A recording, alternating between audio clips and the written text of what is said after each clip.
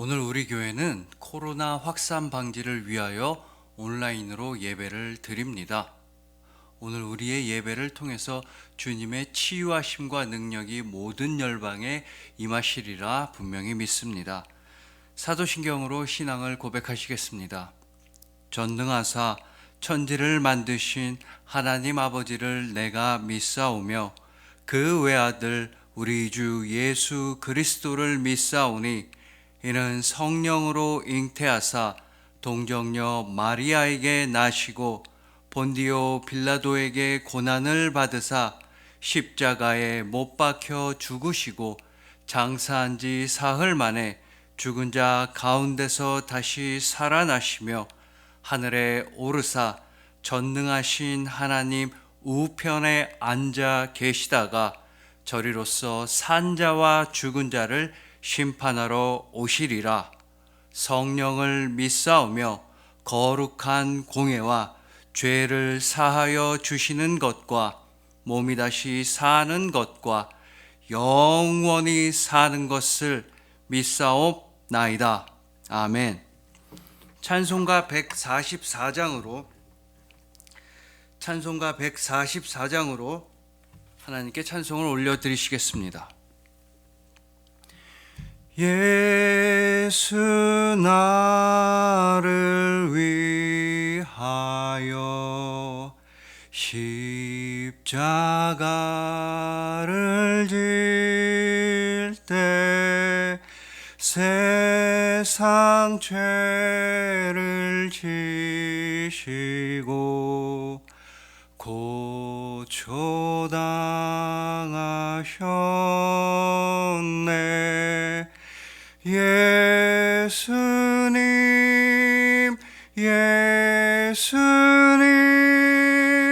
나의 죄 위하여 보배 피를 흘리니 죄인 받으소서. 십자가를 지심은 무슨 죄가 있나. 저 무지한 사람들 메시아 죽였네.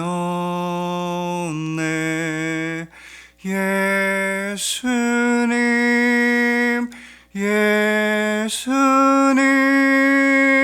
나의 죄 위하여 보배 피를 흘리니 죄인 받으소서. 피와 같이 붉은 죄 없는 이가 없네. 십자가의 공로로 눈과 같이 되네. 예수님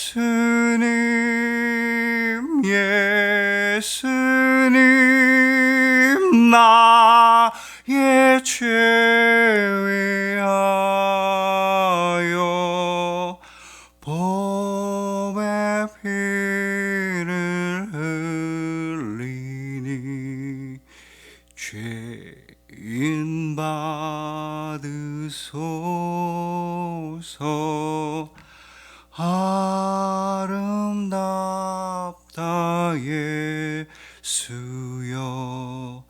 나의 좋은 친구. 예수 공로 아니면 영원형 벌 받네. 예수님, 예수님, 나의 죄 위하여 보배 피를 흘리니 죄인 받으소서. 아멘. 오늘 우리에게 주신 하나님의 말씀은 요한복음 18장 38절로부터 40절 말씀입니다. 신약성경 180페이지 요한복음 18장 38절로부터 40절 말씀을 봉독해 드리도록 하겠습니다. 빌라도가 이르되 진리가 무엇이냐 하더라. 이 말을 하고 다시 유대인들에게 나가서 이르되 나는 그에게서 아무 죄도 찾지 못하였노라.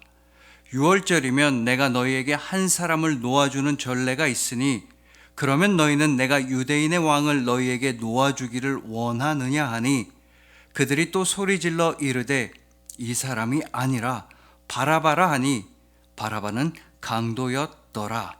아멘. 기도드리시겠습니다. 우리를 위해 십자가에서 돌아가신 주님, 사순절의 첫 번째 주일을 맞이하여 주님의 십자가를 바라봅니다.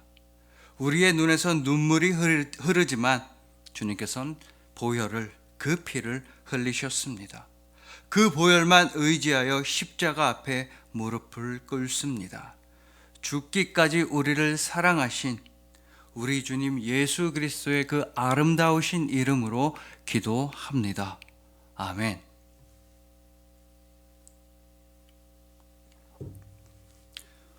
자, 오늘은 십자가에서라는 말씀으로 예수님의 고난을 기억하는 사순절의 첫 번째 주일의 은혜를 함께 나누도록 하시겠습니다.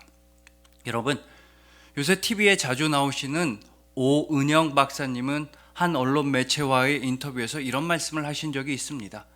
정인이 사건을 두고서 아주 그 어린아이가 입양되었는데 양 부모한테 학대를 받다가 안타깝게 사망한 그 정인이 사건을 두고서 오은영 박사님은 이런 말씀을 하셨습니다. 정인이 사건은 전 국민을 대상으로 한 테러 같은 사건이었다. 저는 이 기사를 읽고 동의하지 않을 수가 없었습니다. 물론 가장 안타깝고 가장 불쌍한 피해자는 그 어린 아기입니다. 어린 아기가 무슨 잘못이 있다고 그런 끔찍한 고통을 받아야 한단 말입니까? 또한 2차적으로는 그 소식을 접한, 그 사건을 접한 우리 모두가 다 마음의 상처를 입게 되었습니다.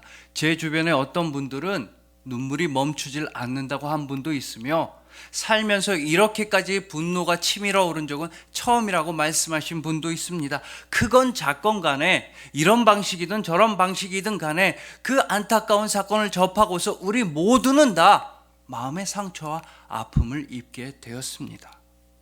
그래서 여러분, 감히 말씀드리자면 한 아이에게 고통을 주는 행위는 온 세상에게 고통을 주는 행위입니다. 어린아이 한 명을 학대하는 그 잘못된 행동은 모든 인류를 학대하는 잘못인 것입니다. 동시에 그 어린 아이에게 일어난 사건에 대해서 우리 모두가 다, 어른들이 전부 다 미안해해야 하며 책임감을 느껴야 합니다. 그 아이는 우리와 상관없는 아이가 아닙니다. 어른들이 사회를 잘못 만들었기 때문에 지금도 수많은 아이들이 고통을 당하고 있습니다. 절대로 일어나서는 안 되는 일입니다. 그렇다면 우리 주님 예수님의 죽음은 어떠합니까, 여러분? 예수님은 아무런 잘못과 아무런 죄가 없으신 분이셨습니다. 절대로 십자가에서 사형을 당할 만한 그런 분이 아니셨습니다. 그럼에도 불구하고 예수님은 십자가 위에 올라가셨습니다. 바로 우리를 살리기 위해서, 죄인이었던 우리에게 영원한 생명을 주시기 위해서 예수님은 당신 스스로의 목숨을 희생하셨던 것입니다. 우리는 그러한 예수님의 죽음에 책임을 느껴야 합니다. 우리 모두는 다 예수 그리스도에게 생명의 빚을 지고 있습니다. 그 생명의 빚을 조금이나마 갚아 나갈 수 있는 길은, 우리가 예수님의 죽음에 책임을 다할 수 있는 길은 오직 믿음뿐입니다. 예수님의 죽음과 예수님의 희생과 예수님의 그 사랑에 감사하며 오직 믿음으로 충만한 삶을 주님의 손에 올려드려야 하는 것입니다. 그래서 오늘 우리는 예수님의 십자가에 대해서 더욱더 깊이 알아볼 것입니다. 그 과정에서 우리는 예수님의 십자가를 둘러싼 세 명의 인물에 대해 살펴볼 것이며, 결국엔 우리 자신의 모습을 돌아보게 될 것입니다. 그리고 마지막에는 오직 예수 그리스도의 그 사랑의 십자가만 바라볼 것입니다. 이제부터는 오늘 본문 말씀을 기본으로 해서 신학자 리처드 보캄과 트레버 하트의 책의 내용을 더해서 오직 예수 그리스도를 향한 믿음으로만 살아가는 우리 모두가 되기를 간절히 소망해 봅니다. 예수 그리스도의 십자가만 자랑하심으로써 우리 교회의 자랑이 되시고 하늘나라의 자랑이 되신 여러분들을 주님의 이름으로 축복합니다.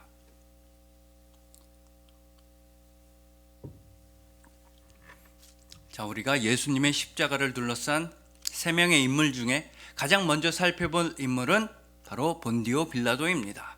사도신경에도 나오는 본디오 빌라도에게 고난을 받으사 바로 그 인물입니다.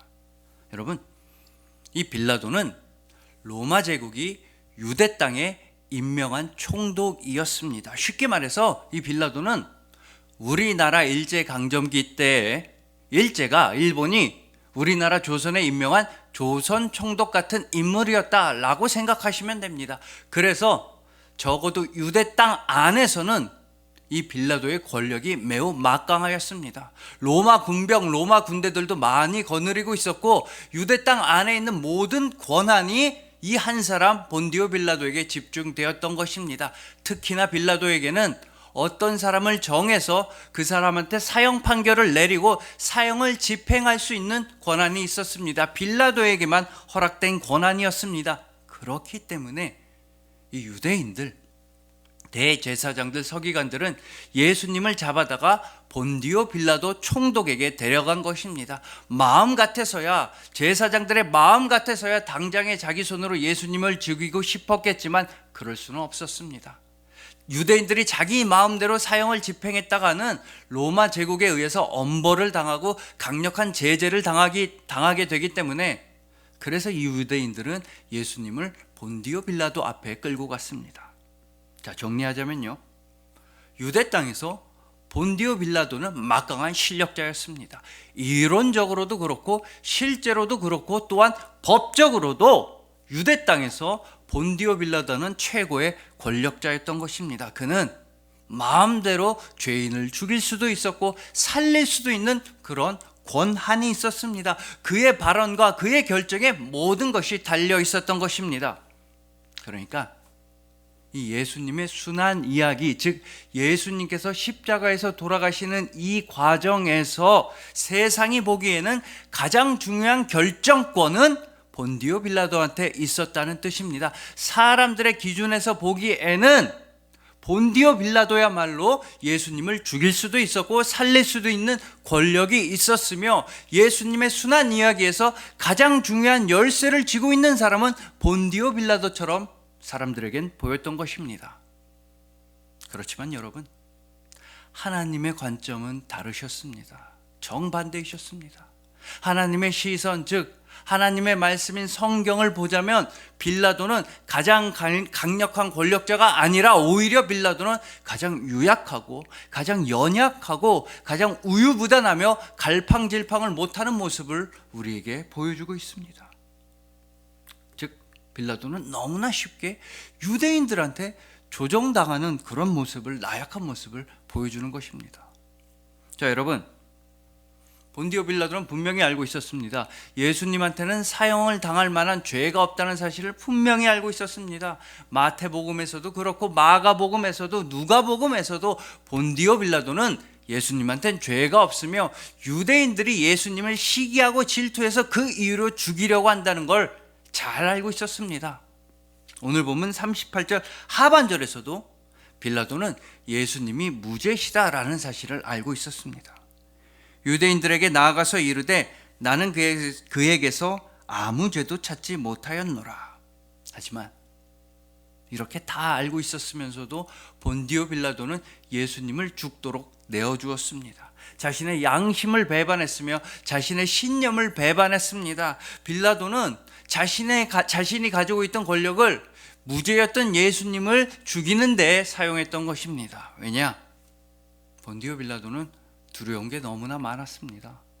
빼앗기기 싫었던 게 많았습니다. 지금 자신이 가지고 있던 권력, 지위, 재산 등등을 빼앗기기 싫어서 그래서 예수님을 십자가에 내주었던 것입니다.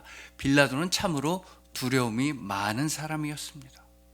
그래서 마태복음을 보면 빌라도는 밀란이 일어나는 것도 두려워했습니다. 예수님을 사형시키지 않았다가 유대인들이 들고 일어나고 밀란이 일어나는 게 두려웠습니다. 자기 관리 감독 하에 있는 유대 땅에서 밀란이 일어났다가는 자기보다 높으신 양반들, 로마 제국의 아주 최상층의 권력자들에게 빌라도는 자신이 문책을 당하고 사형을 당할까 두려워했던 것입니다. 또한 빌라도는 자신을 임명한 로마 황제 역시 매우 두려워했습니다. 그래서 요한복음을 보면 이 본디오 빌라도는 마지막 순간까지 예수님을 풀어주려고 하다가 유대인들이 이 말을 외치자 기겁을 하고 예수님을 십자가로 보내버렸습니다. 왜냐하면 유대인들이 요한복음 19장 12절에서 다음과 같이 소리를 질렀기 때문입니다. 이러하므로 빌라도가 예수를 놓으려고 힘썼으나 유대인들이 소리질러 이르되 이 사람을 놓으면 가이사의 충신이 아니니이다. 무릇 자기를 왕이라 하는 자는 가이사를 반역하는 것이니이다. 여러분, 여기서 가이사는 카이사르, 즉 로마의 황제입니다. 그러니까 유대인들은 다음과 같이 말하는 것입니다. 이 예수라는 자를 놓아준다면 빌라도 당신은 로마 황제한테 거역하는 것입니다. 이 예수가 스스로 유대인의 왕이라고 하는데 이런 반역자를 풀어준다면 본디오 빌라도 당신 역시도 로마 황제한테 반역자가 되고 사형을 당할 것입니다 라고 유대인들은 말하는 것이었습니다. 이 말을 듣자마자 빌라도는 기겁을 하고 예수님을 십자가에 못 박으라고 내어주었습니다.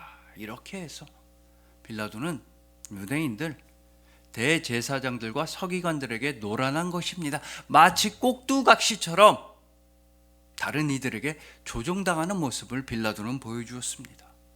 여러분, 왜 그랬겠습니까? 빌라도는 두려움이 많은 사람이었기 때문입니다. 자신이 빼앗기기 싫고 잃어버리는 게 너무나 많기 때문에 그래서 두려움이 많았습니다. 지금 자신의 권력, 지위, 재산, 명예, 위치 등등을 빼앗기는 게 싫었기 때문에 두려움도 덩달아서 많아졌던 것입니다. 여러분, 이렇게 미련이 많은 사람일수록, 세속적인 것에 미련이 많은 사람일수록 미련하게도 두려움도 많고 다른 사람들에 의해서 조종당하기 쉽습니다. 예를 들어서 돈을 너무나 좋아하는 사람들은 두려움이 많습니다. 돈을 잃어버릴까 봐도 두려워하며 돈을 더 많이 벌지 못할까 봐 두려워하기도 합니다. 그래서 조종당합니다. 자신의 악한 마음에 조종당하기도 하며 다른 사람들의 말을 듣고서 나쁜 짓을 저지르기도 하는 것입니다. 아마도 빌라도도 그랬을 것입니다. 빌라도는 속으로 저울질을 해봤을 것입니다. 이 저울의 한쪽에는 정의, 자신의 신념, 양심 등등을 올려놓았을 것입니다. 예수라는 자는 무죄다. 이렇게 무죄인 사람을 죽이는 것은 정의에 맞지 않다. 이래서는 안 된다. 이런 마음을 한쪽 저울에 올려놓았을 것입니다. 그리고 빌라도는 다른 쪽 저울에는 지금 자신이 가지고 있는 것들을 올려놓았습니다. 나의 권력, 나의 명예, 내가 지금 누리고 있는 재산, 위치 등등을 올려놓았습니다. 그리고 이 저울은 급격하게 한쪽으로 기울었던 것입니다. 빌라도는 자신의 양심보다는 권력을 택했습니다. 정의보다는 재물을 선택하였습니다. 빌라도는 결정적으로 예수님이 아니라 자기 자신을 선택했던 것입니다. 그 결과 빌라도는 역사에 영원히 남을 오명을 뒤집어 쓰게 된 것입니다. 여러분, 우리도 마찬가지입니다. 우리도 가끔 마음속에서 저울질을 합니다. 예수님과 돈을 저울에 올려놓을 때가 있습니다. 믿음을 올려놓고 반대쪽에는 나의 쾌락을 올려놓을 때가 있습니다. 예배를 올려놓고 반대쪽에는 나의 편안함, 나의 안정을 올려놓을 때가 있습니다. 또한 하나님과 다른 사람들을 저울질할 때가 있습니다.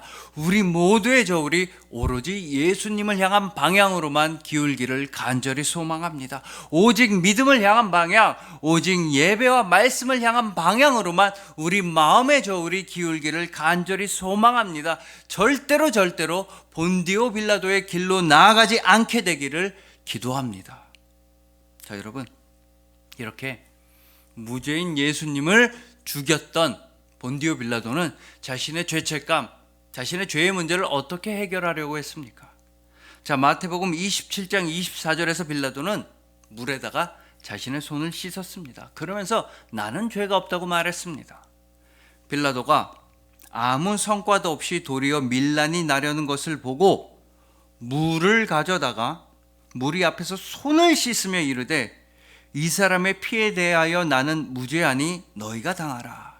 자, 여러분, 빌라도는 손을 씻으면서, 그것도 물로 씻으면서, 그것도 자기 자신이 자기 손을 씻으면서 죄의 문제를 해결해 보려고 했던 것입니다.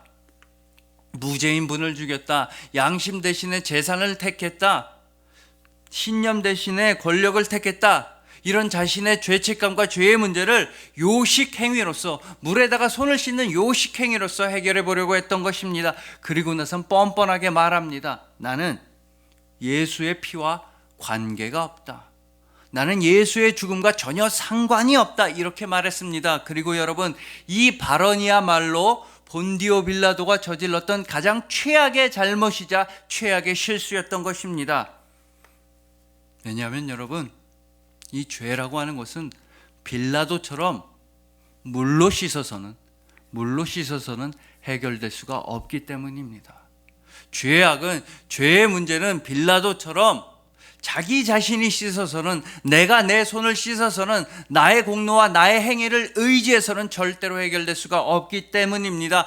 더더군다나 나는 예수의 피와 관계가 없다, 나는 예수님의 죽음과 상관이 없다, 이렇게 말해서는 절대로 죄가 사하여지질 않기 때문입니다. 여러분, 예수 그리스도의 피가 아니고선 죄악의 문제를 해결할 수가 없습니다. 예수님의 죽음에 책임감을 느끼지 않고서는 절대로 죄사함을 받을 수가 없는 것입니다. 예수님의 보혈과 관계가 없으면, 예수님의 죽음과 상관이 없으면 우리는 죄의 문제를 해결할 수가 없으며 구원을 바라볼 수가 없습니다. 여러분, 사도신경은 본디오 빌라도의 죄악을 증언합니다. 본디오 빌라도에게 고난을 받으사 십자가에 못 박혀 죽으시고, 동시에 사도신경은 우리의 신앙을 고백하라고 합니다. 우리가 과연 예수님의 죽음과 어떤 관계인지를 고백하라고 사도신경은 우리한테 촉구합니다. 나에게 고난을 받으사, 바로 나에게 고난을 받으사 나를 대신하여 나를 위하셔서 십자가에 못 박히시고, 여러분, 우리는 예수님의 피와 상관이 없어서는 절대로 안 됩니다. 예수님의 죽음에 무죄여서도 절대로 안 되는 것입니다. 우리는 반드시 나는 예수님의 보혈과 관계가 있다, 나는 예수님의 죽음과 상관이 있다고, 나에게는 예수 그리스도의 죽음에 책임이 있다고 고백해야 하는 것입니다. 그래야만 죄사함을 받을 수가 있습니다. 우리 그리스도인들은 예수 그리스도와 함께 십자가에 못 박혔습니다. 그래서 우리는 그리스도인입니다.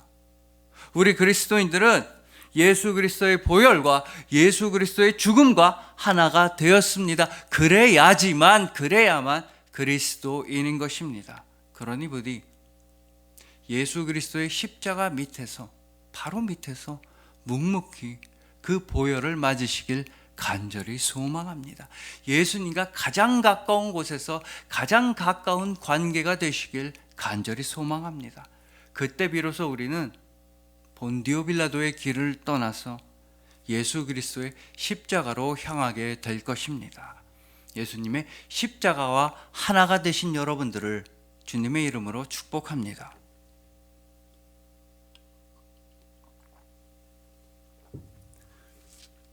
자, 오늘 우리가 살펴볼 두 번째 인물은 오늘 본문 40절에 등장하는 바라바입니다. 오늘 본문에 따르면 바라바는 강도였습니다. 또 어떤 사람들은 단순한 강도가 아니었다라고 말하기도 합니다. 이 바라바는 로마 제국한테 저항해서 싸우다가, 즉 유대 민족의 독립을 위해 싸우던 그런 민족 투사였다라는 것입니다. 그 과정에서 살인을 저지르게 되고 빌라도의 감옥에 갇혀 있다는 것입니다. 어쨌든 중요한 건 강도였든지 간에 민족 투사였든지 간에 로마 제국의 반역자였든지 간에 어쨌든 이 바라바는 죽을 수밖에 없는 운명이었다는 것입니다. 너무나 끔찍한 죄를 저질러서 바라바는 그것도 십자가 사형이라고 하는 가장 고통스러운 죽음을 맞게 되었다는 것이 중요합니다. 그런데 오늘 본문에서 본디오 빌라도는 유대인들한테 물어봤습니다. 사형수 바라바와 예수님 둘 중에 누구를 풀어주랴? 이렇게 유대인들한테 물어봤습니다. 그러자 유대인들은 큰 목소리를 합쳐서 대답했습니다. 바라바를 풀어주소서. 예수를 십자가에 못 박으소서. 저 사형수 바라바를 풀어주소서. 자, 이쯤에서 우리는 오늘 본문 속으로 한번 들어가 볼 필요가 있습니다. 사형 판결을 받은 채로, 분명히 죽을 수밖에 없는 채로 본디오 빌라도의 감옥에 갇혀 있었던 바라바의 입장을 한번 상상해 볼 필요가 있습니다. 바라바는 자신이 죽는다는 사실을 조금도 의심하지 않았습니다. 이미 바라바는 사형 판결도 다 받았으며 사형 선고도 다 받았으며 사형이 집행되기만을 기다리고 있던 사형수였습니다. 바라바는 또한 이 사실 또한 알고 있었습니다.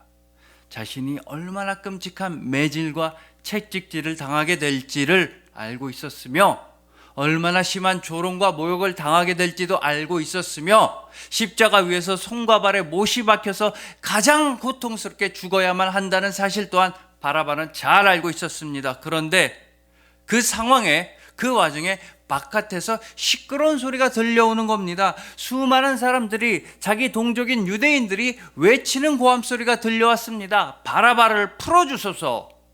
예수라는 사람을 바라바 대신에 십자가에 못 박고 바라바를 우리한테 풀어주소서. 여러분, 이렇게 유대인들이 바라바를 풀어달라는 큰 소리를 외쳤다고 해서 바라바가 풀려날 희망을 품었다라고 생각하시면 안 됩니다. 왜냐하면 당시에 그 로마 제국 본디오 빌라도는 유대인들의 간청과 목소리에 귀를 기울이지 않았기 때문입니다. 유대인들이 도와달라고 해도 무시했으며, 유대인들이 세금을 깎아달라고 해도 무시했으며, 유대인들이 원하는 걸 들어주지 않았습니다. 그래서 바라바도 알고 있었습니다. 아무리 자기 동족들이 바라바를 풀어주소서라고 외쳐봤자 본디오 빌라도는 꿈쩍도 하지 않을 것이라는 것을 알고 있었습니다. 그런데 바로 그 순간에 로마 군병 한 명이 감옥으로 다가오는 겁니다. 바라바야, 나와라. 이 순간 바라바는 직감했습니다. 이제 내가 죽으러 가는구나. 이제 나를 십자가에 못 박겠구나. 이제부터 나는 그 고난의 길을 걸어가야겠구나. 바라바는 알았습니다. 그런데 로마 군병의 입에서는 매우 뜻밖의 말이 쏟아져 나오는 것이었습니다. 바라바야, 나와라. 너 석방이다. 너 자유다. 자세한 이유는 묻지 말고 아무튼 간에 너 대신에 예수라고 하는 사람이 죽기로 했다. 예수가 너 대신에 십자가에 못 박히기로 했다. 너는 이제 자유다. 집으로 가든지 어디로 가든지 알아서 해라. 너는 이제 무죄방면이다. 여러분, 이 말을 들었을 때 바라바의 기분이 어떠했을까요? 그리고 만약에 여러분들이 바라바라고 한다면 그 말을 들었을 때 어떤 생각이 드시겠습니까? 그런데 정말로 중요한 사실은 우리는 이미 바라바가 들었던 말과 똑같은 말을 우리는 이미 들었다는 것입니다. 너는 자유다. 너 대신에 예수가 죽기로 했다. 너 대신에 예수님이 십자가에 못 박히기로 했다. 너는 이제 자유다. 여러분, 이것이 바로 오늘 본문 말씀이 암시하는 말씀이죠. 예수님의 십자가가 우리에게 전하는 말씀이자 성경 전체가 우리에게 향하여 증언하는 말씀인 것입니다. 영원히 죽을 죄인이었던 우리를 대신해서 예수님이 죽으셨다. 원래는 우리가 십자가에 매달려서 죽었어야 하는데, 원래는 우리가 고통을 당했어야만 하는데, 우리 대신에 하나님의 아들이 십자가에 달리기로 하셨으며 하나님의 아들이 우리 대신에 고통을 당하셨다. 그럼으로써 우리는 자유를 얻었다. 우리는 죽음으로부터의 자유를 얻었으며 고통과 절망과 좌절로부터의 자유를 얻었다. 이것이 바로 예수님의 십자가가 우리에게 전하는 말씀입니다. 여러분, 예수님께서 십자가 위에 달리지 않으셨다고 한다면 원래대로 바라바가 십자가에 달려 있었을 것입니다. 예수님이 죽지 않으셨다면 원래대로 바라바가 죽었을 것입니다. 우리도 마찬가지입니다. 예수님이 죽지 않으셨다면 우리가 죽었습니다. 예수님이 십자가에서 고통당하시지 않으셨다면 우리가 십자가에 손과 발이 못이 박혔을 것입니다.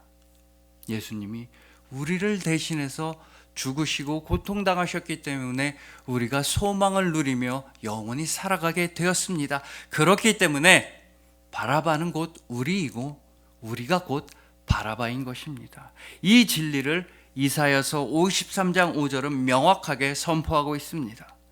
그가 찔림은 우리의 허물 때문이요 그가 상함은 우리의 죄악 때문이라.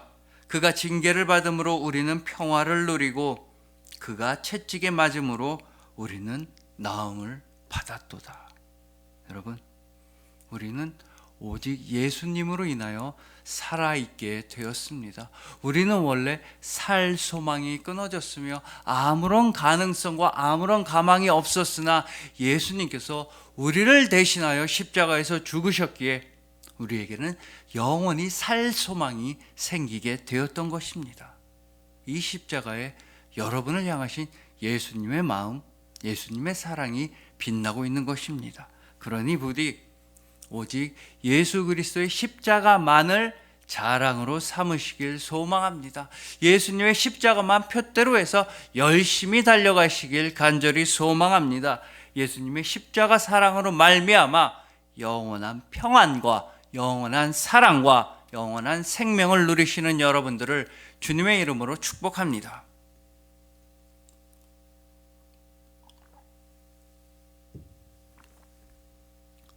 자, 이제 마지막으로 우리가 살펴볼 세 번째 인물은 바로 가룟 유다입니다.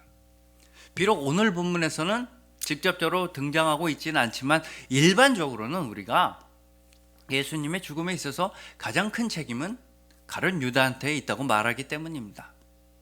은전 30냥, 은 30개에 예수님을 팔아넘겨버린 그 배신자 가룟 유다.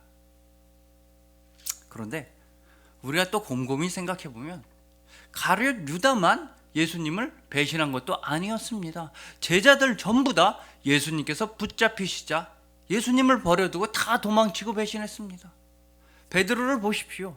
예수님을 모른다고 나는 저 사람과 관계가 없다고 3번이나 부인했습니다. 자기의 목숨을 지키기 위해서 자기 목숨 대신에 예수님을 팔아넘긴 것입니다. 그것도 3번에 걸쳐서 예수님을 팔아넘겼습니다. 그러니 베드로의 죄책감, 베드로의 마음은 어떠했겠습니까? 아마 베드로도 가룟 유다와 똑같은 유혹을 받았을지도 모릅니다. 스스로의 생명을 끊으라고 하는 그 악한 유혹을 베드로도 받았을지도 모르겠습니다. 나는 살 자격이 없다. 나 같은 놈은 살아있을 필요도 없다. 내가 어떻게 예수님을 배신한단 말인가? 내가 죽을지언정 언제까지나 예수님을 따라다닌다고 그렇게 사람들 앞에서 선포했던 내가 예수님을 팔아넘겼다니, 주는 그리스도시요 살아계신 하나님의 아들이라고 고백했던 나 베드로가 어찌 예수님을 팔아넘길 수 있단 말인가? 나 같은 녀석은 살아있을 이유가 없다 라고 베드로는 유혹을 받았을지도 모르겠습니다. 그렇지만 베드로는 그 모든 악한 유혹을 이겨내고 회개와 반성으로서 그 죄책감의 시간을 견뎌온 반면에 가룟 유다는 악한 유혹에 굴복했습니다. 스스로의 목숨을 끊었던 것입니다. 자, 이제 이 시점에서 신학자 리처드 보캄과 트레버 하트는 우리에게 매우 도발적인 질문 하나를 던지게 됩니다. 우리에게 굉장히 큰 도전을 하나 안겨주는 겁니다. 자, 여러분, 만약에 가룟 유다가 스스로 목숨을 끊지 않고, 그래서 살아남았다면 과연 어떤 일이 벌어졌을까라는 질문을 우리한테 던지는 겁니다. 가룟 유다가 살아남아서 그래서 다른 제자들과 함께 갈릴리 호숫가에 모였다면, 그래서 부활하신 예수님을 만났다면, 과연 예수님께서는 가룟 유다를 보고 무슨 말씀을 해주셨을까요? 여러분, 우리가 만약에 당시 예수님의 제자였다면 우리는 가룟 유다한테 화를 내거나 침을 뱉었거나 때렸을지도 모르겠습니다. 아니면 가룟 유다의 멱살을 붙잡고 흔들다가 눈물을 흘리며 통곡을 했을 수도 있습니다. 어찌하여 당신이 예수님을 배신할 수가 있느냐, 그깟 은 30개 어찌하여 우리 선생님을 팔아넘길 수 있었느냐면서 통곡을 했을 수도 있습니다. 맞습니다. 우리는 가룟 유다를 절대로 용서할 수가 없습니다. 우리로서는 말도 섞기 싫고 쳐다보기도 싫을 만큼 미운 사람이 바로 가룟 유다입니다. 그러나 리처드 보컨과 트레버 하트는 매우 분명히 힘을 주어 말합니다. 만약에 부활하신 예수님께서 가룟 유다를 만났다면 예수님께서는 가룟 유다를 용서해 주셨을 것이다 라고 말합니다. 베드로를 3번이나 예수님을 팔아넘긴 베드로를 용서해 주셨던 그 예수님의 한이 없으신 용서가 동일하게 가룟 유다에게도 임했을 것이라는 주장입니다. 예수님께서 붙잡히시자마자 예수님을 버리고 다 도망을 쳤던, 예수님을 배신했던 그 제자들, 예수님의 십자가 근처에도 가 있지 않았던 예수님을 배신했던 그 제자들 향하신 예수님의 사랑과 은혜가 동일하게 배신자 가룟 유다에게도 임했을 것이라는 뜻입니다. 물론 가룟 유다의 죄악은 정말 끔찍한 것이었습니다. 최악 중의 악의 죄악이었습니다. 하지만 우리가 절대로 잊어서는 안 되는 사실, 훨씬 더 중요한 사실이 하나가 있으니, 그건 바로 이 세상 어디에도 예수님의 사랑이 품지 못할 죄악은 없다는 것입니다. 주님의 용서와 주님의 사랑은, 주님의 은혜는 우리 모두의 모든 죄악을 다 합친 것보다 훨씬 강하고 진하고 깊으십니다.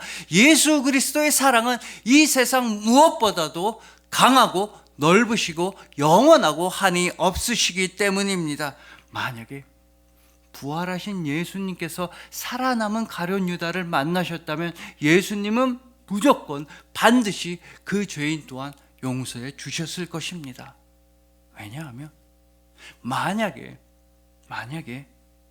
가룟 유다에게 소망이 없다면, 가룟 유다에게 예수님으로부터 용서를 받을 소망이 없다면, 가룟 유다가 예수님으로부터 죄사함을 받을 가능성이 없다고 한다면, 그건 바로 우리 역시도 죄사함을 받을 소망이 없고 죄사함을 받을 가능성이 전혀 없다는 뜻이 되기 때문입니다. 여러분, 우리는 전부 다 가룟 유다처럼 예수님을 팔아넘긴 적이 있습니다. 그것도 가룟 유다보다 훨씬 더 많이 예수님을 팔아넘긴 적이 있었습니다. 예수님을 떠나고 예수님의 뜻을 저버릴 때가 훨씬 많이 있었습니다. 가룟 유다는 은전 30냥이라도 받았지, 우리는 그 은전 30냥보다도 못한 가격에, 싼 값에, 헐값에, 싸구려로 예수님을 팔아넘긴 적이 너무나 많았던 것입니다. 내가 귀찮다는 이유로 예수님을 떠난 적이 너무나 많았습니다. 내가 피곤하다는 핑계로 예배를 포기한 적이 너무 많았습니다. 내가 힘들다는 이유로 나보다 가난하고 힘든 어려운 이웃들을 모른 척하고 넘어간 적이 너무나 많았습니다. 나부터 먹고 살아야 한다는 핑계로서 예수님한테 등을 돌린 적이 너무나 많았습니다. 가룟 유다뿐 아니라 우리 모두가 가룟 유다처럼 예수님의 죽음에 동일한 책임이 있는 것입니다. 즉 우리는 가룟 유다와 똑같은 배신자였습니다. 곧 내가 바로 가룟 유다였던 것입니다. 그렇기에 오늘 사순절의 첫 번째 주일을 맞이하여 우리는 더더욱 예수 그리스도의 십자가만 바라보아야 합니다. 오직 예수님의 용서만 의지해야 하며, 오직 예수님의 사랑만 의지해야 하며, 예수님의 은혜만 의지해야 하는 것입니다. 예수님께서는 우리를 사랑하십니다.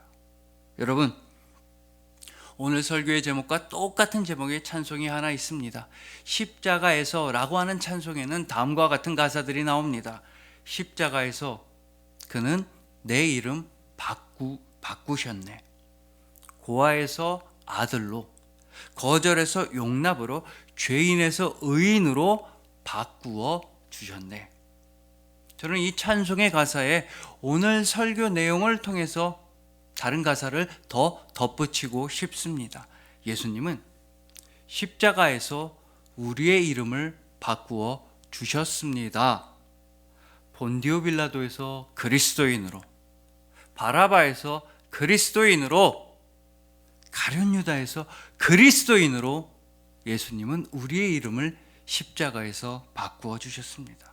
여러분, 이처럼 십자가에서 예수님은 우리의 모든 것을 변화시켜 주셨습니다. 이제 우리는 오직 그리스도인입니다. 우리에겐 다른 이름도 없으며 다른 본질도 없으며 다른 정체성도 전혀 없는 것입니다. 우리는 영원토록 예수 그리스도를 믿고 따르며 사랑하는 우리는 영원한 그리스도인인 것입니다.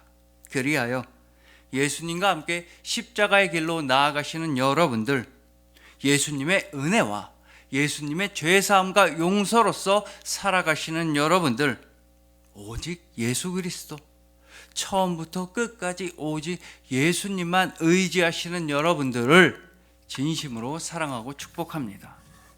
기도드리시겠습니다. 우리를 위하여 십자가에서 돌아가신 주님, 그가 찔림은 우리의 허물 때문이요, 그가 상함은 우리의 죄악 때문이라. 그가 징계를 받음으로 우리는 평화를 누리고 그가 채찍에 맞음으로 우리는 나음을 받았도다. 죄가 없으신 예수님께서 겪으셨던 고통이 우리의 평안이 되었습니다. 어린 양 예수님의 아픔이 우리의 위로가 되었습니다. 하나님의 아들 예수 그리스도의 십자가만이 우리의 소망이자 생명이자 우리의 사랑이 되었습니다. 오직 주님밖에 없습니다. 십자가에서 우리의 이름을 그리스도인이라 불러주시고 우리를 친구라 불러주시고 제자라 불러주시고 무엇보다 사랑한다 말씀하여 주시니 감사합니다. 이제 나 자신을 위해 살아가는 것이 아니라 우리를 대신하여 죽으시고 우리를 위하여 부활하신 예수님을 위해서 살아가도록 하겠습니다. 참된 그리스도인이 되겠습니다. 죽기까지 우리를 사랑하신 우리 주님 예수 그리스도의 이름으로 기도합니다. 아멘. 이제는 우리가 죽는 걸 두고 보실 수가 없으셔서 우리를 대신하여 아프시고 우리를 대신하여 손과 발에 못이 박히시고 우리를 대신하여 죽으신 우리 주님 예수 그리스도의 은혜와 독생자까지도 아끼지 아니하시고 우리에게 베풀어 주신 하나님 아버지의 사랑하심과 언제나 십자가의 사람으로 살아갈 수 있도록 우리를 이끌어 주시는 보혜사 성령님의 순종 주심과 헌신 주심과 인내 허락하심이 오직 예수 그리스도의 보혈만 의지하여 참된 그리스도인이 되어 이 세상을 넉넉히 승리하는 지금 이 순간에 온라인으로 예배를 드리는 주님의 모든 자녀들의 머리 위에 지금부터 영원토록 함께할지어다. 아멘.